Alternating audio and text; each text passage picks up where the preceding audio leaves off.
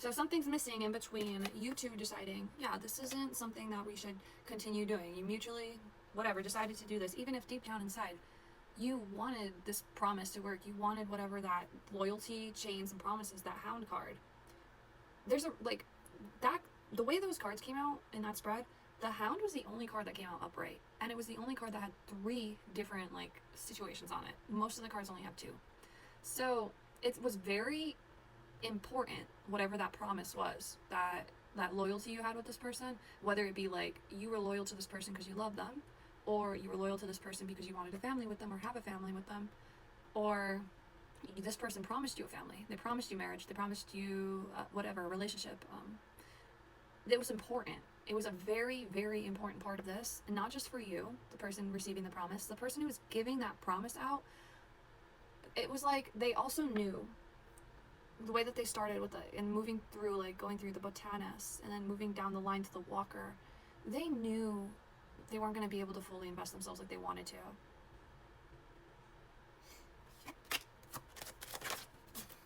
I want to know what's happening in between.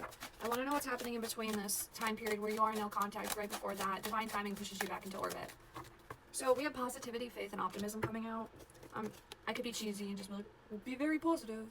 But this is talking about opening a doorway, opening up an opportunity, which makes a lot of sense because you're kind of being pushed onto... Oh, and then it also says that do not let negative energy or temporary setbacks interfere with the path that you are on. So remember how I said, like, there's like an orbit, like, and something knocked you off orbit. I kept asking, like, what was it that got you off orbit? What was it that got you out of orbit? And, like, nothing was giving me, like, it was giving me a lot of good clarity on what the heck has been going on, and, like, how it's, like, how there was a mutual...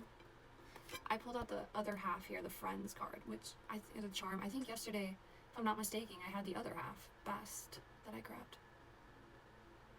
Were you guys friends? Like, I want to say, like, were you just, like, playing it off as friends? Like, a very... Because, and then you, like, broke up this friendship, or you had to, like... Or you did something? Like, maybe you started off as friends, and then you hooked up, and then you realized, can't stay friends. We can't stay friends, even though you maybe didn't want to anyways. But that's just, like, that's one, because I don't know, I wanted to see if a charm would help me figure out why you guys are off this, or why you guys actually stopped talking, like what happened, like the day it happened, is what I want to know. Like, what went down the day it happened, you know?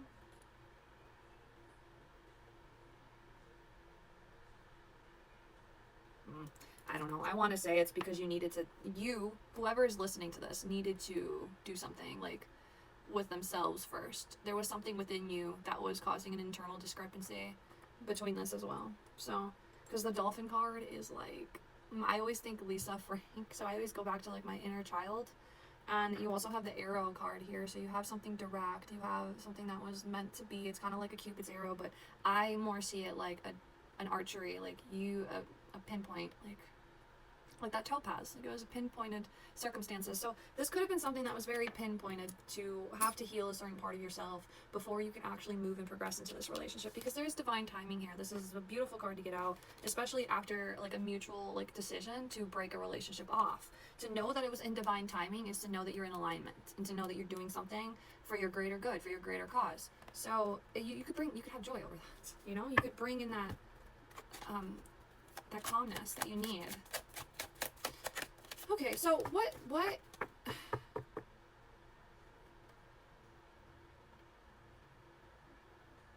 how are we going to get this into orbit? How are we going to move this back into orbit after that divine timing has hit?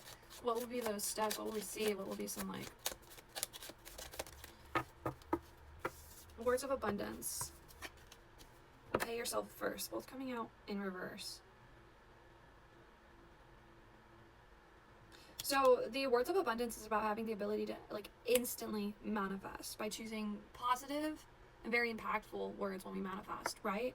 So the pay yourself first card is to remind you that even though you might have, like, negative energy around you, or that you might have things that really require you to pour into them, to focus on the importance of yourself the most. It also talks about, like, basic saving, like, legitimately putting money away for yourself for now and the future. But whenever I get this card, I always key in on how it says present, ... at the bottom, and then it says, and for your future. I don't know if you can see that. No, it's not focusing. But it says it right at the bottom. And every time I see that, I think of someone who either has a lot of focus on the present or a lot of focus on the future. So you could show up into this and you could have either one or like one energy too much into like your present. You're living like Larry in your present, as kind of dangerous, or you could come into this as into your future too much. So you're just constantly working. You're a workaholic. You're always saving. You're never going out. You're never having fun. To correlate it with this relationship, it seems like it's going to be in like a position where you have to discern for yourself. Do you just want to focus on the present of this connection, what's going on right in the present moment, or do you want to focus on just the future? There's a way to find like discernment in both. So I think what I'm trying to say is like you would find the middle ground where you're not too worried about what could potentially happen or how this relationship could potentially end in the future, or if it will be long term in the future. You don't think about it that way, and you don't think about it too much like minute for minute. Like, this person hasn't texted me, or they texted a certain way, or they didn't call me today. To not think so much like, oh, because they didn't call me today, we must not be on the same page. We must not be on the same like wavelength. That's not necessarily true. Just think with the words of abundance coming out in reverse, it's what you tell yourself, right? Because this is about instantly manifesting. If you're saying bad things to yourself and you're an instant manifester, what are you doing? Like, I want to tell you something that happened to me last night. Is how I realized, I know I'm an instant manifester. I've known this for a really long time. But last night I was brushing my teeth and I had this thought in my head. I'm like, wouldn't it be crazy? Because I was wearing slippers with my toes out. I was like, oh, it'd be so crazy if a spider just like crawled out of the wall and like was crawling by my toes. And I'm brushing my teeth. And I go to put my toothbrush away because I'm done brushing my teeth, and my eyes catch the floor really quick, and lo and behold, a spider crawled out, heading straight for my feet. So it's not that you could intentionally have these negative thoughts, right? But sometimes you could be so powerful in a manifestation that you don't even know in the moment when you're having a thought, you're actually manifesting.